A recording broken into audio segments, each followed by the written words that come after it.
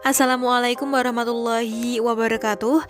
Perkenalkan, kami dari kelompok 6 yang beranggotakan Dian Novitasari, Nadia Husna, dan saya sendiri Siti Maya Saroh. Di sini kami akan memaparkan hasil diskusi yang telah kami lakukan mengenai manajemen organisasi pengelola zakat. Dan untuk pembahasan yang pertama akan disampaikan oleh rekan saya, dipersilahkan. Baik, di sini saya akan menjelaskan mengenai definisi pengelolaan zakat. Yusuf Al-Qaradawi sendiri mendefinisikan bahwasanya zakat merupakan bagian dari harta dengan persyaratan tertentu yang Allah Subhanahu wa taala mewajibkan kepada pemiliknya atau muzaki untuk diserahkan kepada yang berhak menerimanya atau mustahik dengan persyaratan tertentu pula. Sedangkan berdasarkan Undang-Undang Republik Indonesia Nomor 38 Tahun 1999 tentang pengelolaan zakat, pengelolaan zakat merupakan suatu kegiatan yang meliputi perencanaan, pengorganisasian, pelaksanaan, dan pengawasan terhadap pendistribusian serta pendayagunaan zakat. Pengelolaan zakat sendiri diawali dengan kegiatan perencanaan, di mana dapat meliputi perencanaan program beserta budgeting serta pengumpulan atau collecting data muzaki serta mustahik. Kemudian langkah yang kedua yaitu pengorganisasian, meliputi pemilihan struktur organisasi, dewan pertimbangan, dewan pengawas, dan badan pelaksana. Penempatan pengurus zakat atau amil yang tepat dan pemilihan sistem pelayanan yang memudahkan ditunjang dengan perangkat lunak atau software yang memadai. Selanjutnya yaitu melakukan tindakan yang nyata atau proaktif, melakukan sosialisasi serta pembinaan baik kepada muzaki maupun mustahik merupakan proses pelaksanaan. Dan yang terakhir yaitu proses pengawasan dari sisi syariah, manajemen, dan keuangan operasional pengelolaan zakat. Kemudian selanjutnya yakni mengenai tujuan pengelolaan zakat.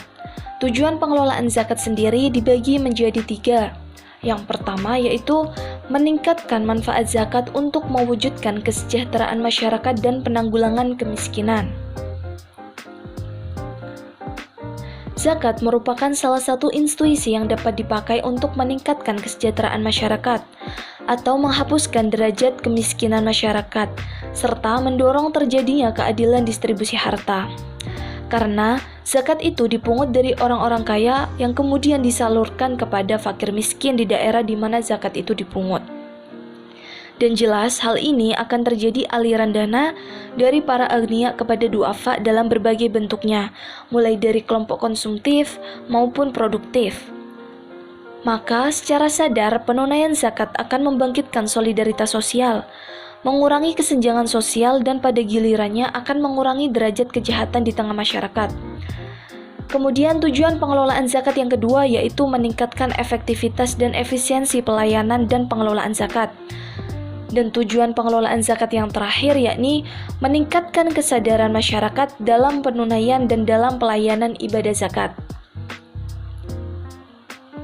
Sebagaimana realita yang terjadi di masyarakat, bahwasanya sebagian besar umat Islam yang kaya belum mampu menunaikan ibadah zakatnya. Jelas hal ini bukan persoalan kemampuan, akan tetapi tentang kesadaran ibadah zakat yang kurang, terutama dari umat Islam sendiri. Hal ini mendorong Badan Pengurus Zakat untuk meningkatkan strategi untuk meningkatkan kesadaran umat Islam dalam berzakat. Dan pada hakikatnya, manajemen pengelolaan zakat itu bertujuan untuk menggarap, mengembangkan, dan mengelola zakat ke tingkat yang lebih baik dalam kehidupan masyarakat muslim. Materi yang selanjutnya adalah prinsip dasar pengelola organisasi zakat.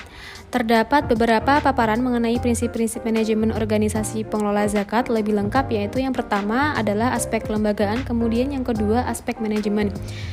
Aspek lembaga di sini yang dimaksud adalah sebuah organisasi pengelola zakat seharusnya memperhatikan berbagai faktor berikut, yaitu yang pertama, visi dan misi. Setiap organisasi pengelola zakat harus memiliki visi dan misi yang jelas. Hanya dengan visi dan misi inilah maka aktivitas atau kegiatan akan terarah dengan baik. Kemudian, legalitas dan struktur organisasi. Khususnya untuk organisasi LAS, badan hukum yang dianjurkan adalah yayasan yang terdaftar pada akta notaris dan pengadilan negeri. Kemudian yang kedua adalah aspek manajemen. Aspek manajemen di sini yang dimaksud adalah unsur-unsur yang harus ada di organisasi pengelola zakat adalah yang pertama memiliki standar operational procedure atau yang dinamakan dengan SOP yang jelas, kemudian mempunyai rencana strategis atau rencana kerja. Rencana kerja di sini yang dimaksud adalah yang disusun berdasarkan kondisi lapangan dan kemampuan sumber daya lembaga. Dengan dimilikinya rencana kerja, maka aktivitas organisasi pengelola zakat akan terarah. Kemudian manajemen terbuka, artinya yaitu organisasi ini secara sadar mengembangkan hubungan timbal balik selaku pengelola dana zakat dengan masyarakat selaku pembayar zakat.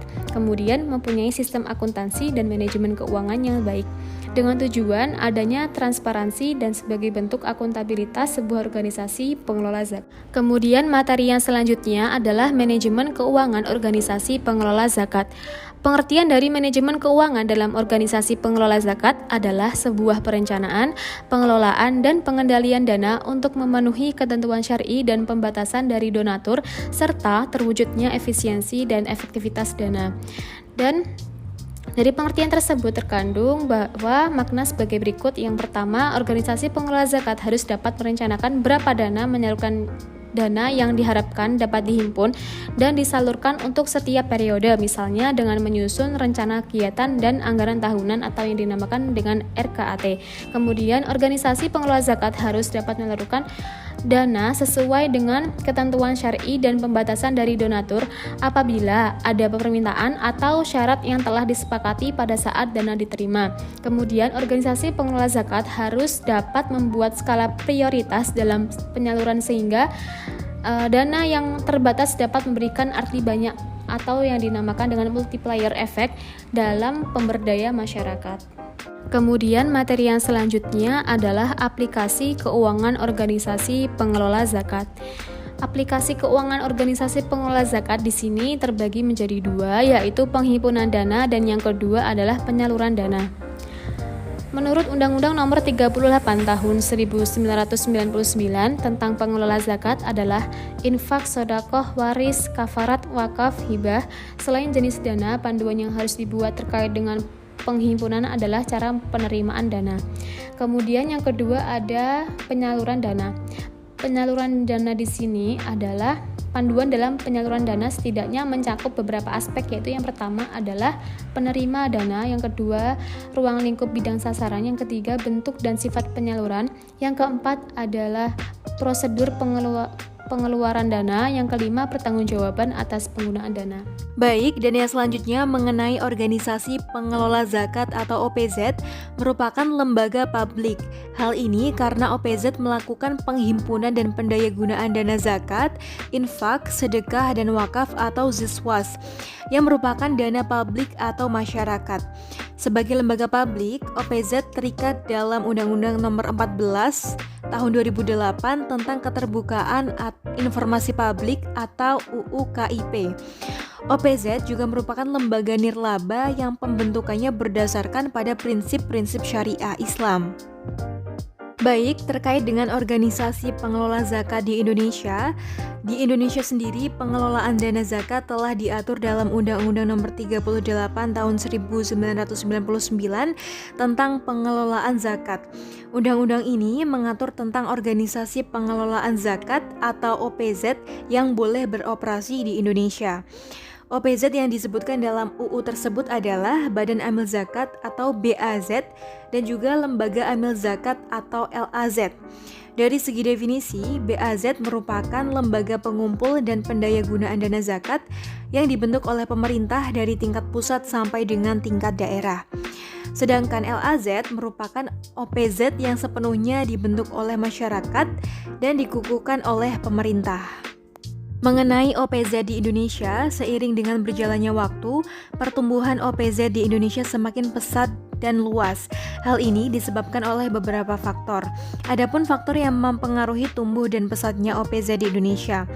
Menurut Karim dan juga Syarif 2008 mencatat faktor-faktor yang mempengaruhi OPZ di Indonesia ada dua, yakni pull factor atau faktor penarik dan juga push factor atau faktor pendorong.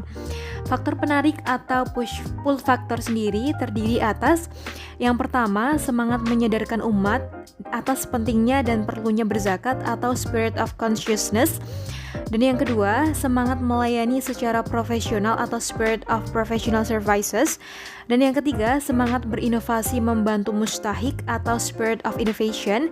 Dan yang terakhir, semangat memberdayakan masyarakat atau spirit of empowering.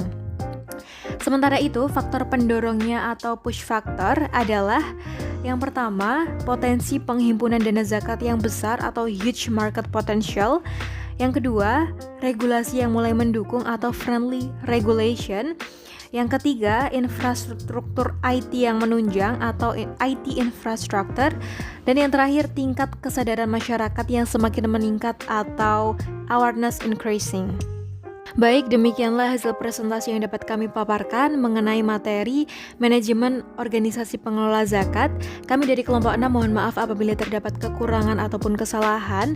Akhirul kalam, wassalamualaikum warahmatullahi wabarakatuh. Terima kasih atas atensi yang telah diberikan.